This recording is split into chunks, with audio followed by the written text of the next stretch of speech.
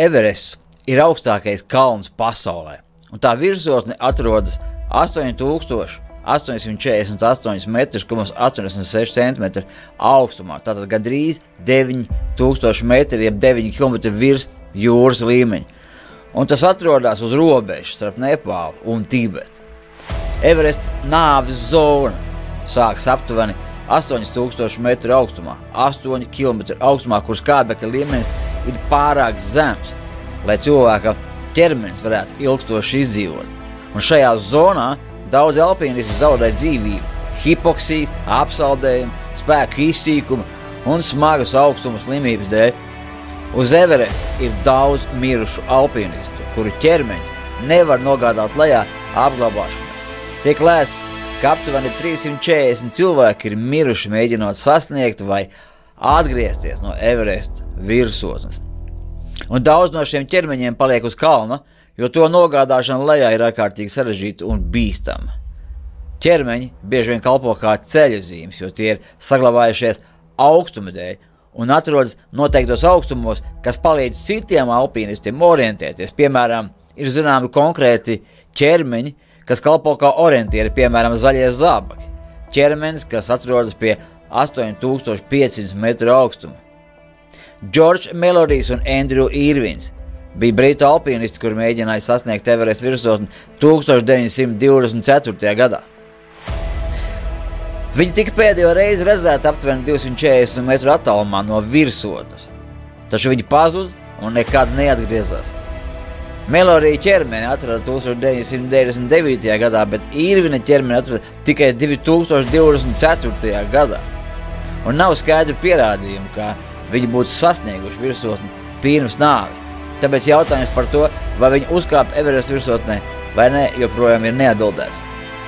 Morris Wilsons, par ko būs arī stāsts, tika iedvesmots no 1924. gada britu neveiksmīgās Everest ekspedīcijas un uzskatīja, ka gavēšana un lūgšanas palīdzēs viņam sasniegt to, ko citiem nebija izdevies.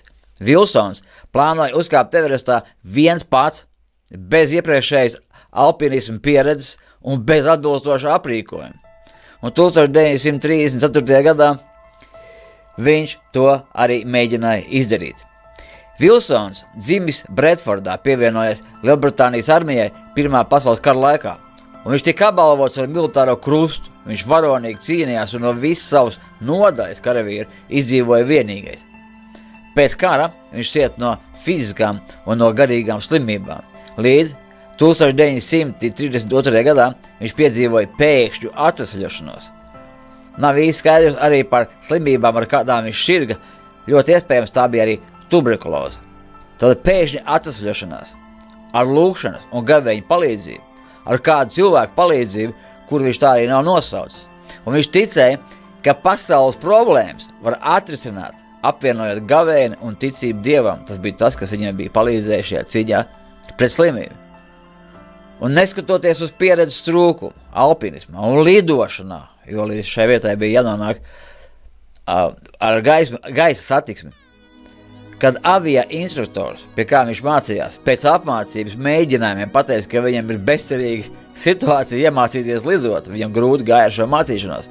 Tomēr Wilsons lidoja no Lielbritānijas uz Indiju slepeni, jo viņam tas tika arī aizliegts. Slepeni iebrauc Tibetā, pārģērbiet par mūku kopā ar 3 šerpiem.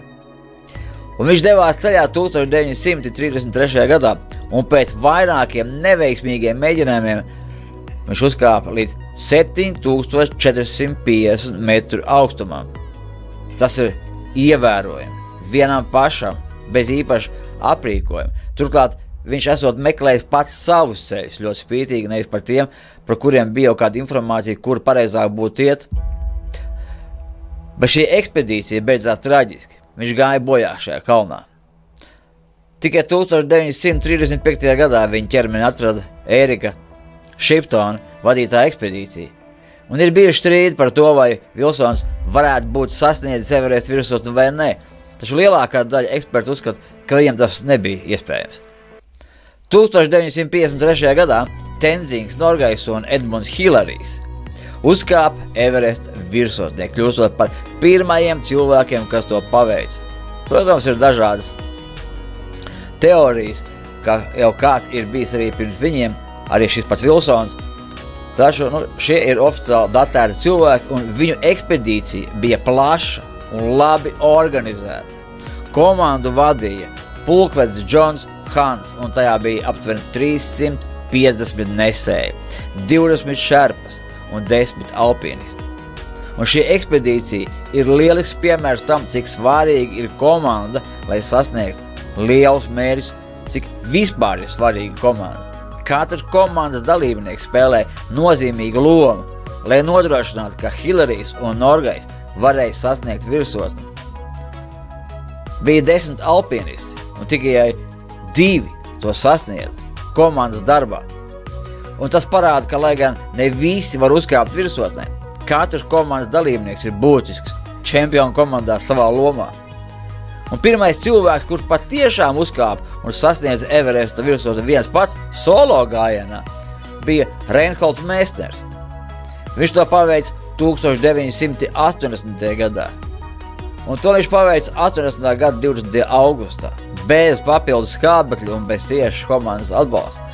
Viņš vairāk kārtīgi iekaroja visaugstākās virsotnes, viņš tiek uzskatīts par visu laiku slavenāko alpinistu. Meisners ir pazīstams ar saviem ievērojumiem alpīnismu sasniegumiem un tiek uzskatīts par vienu no izcilākajiem alpinistiem vēsturē. Un šie stāsti parāda, ka, lai gan individuālie sasniegumi ir iespaidīgi, komandas darbs ir būtisks, lai sasniegtu lielus mērķus.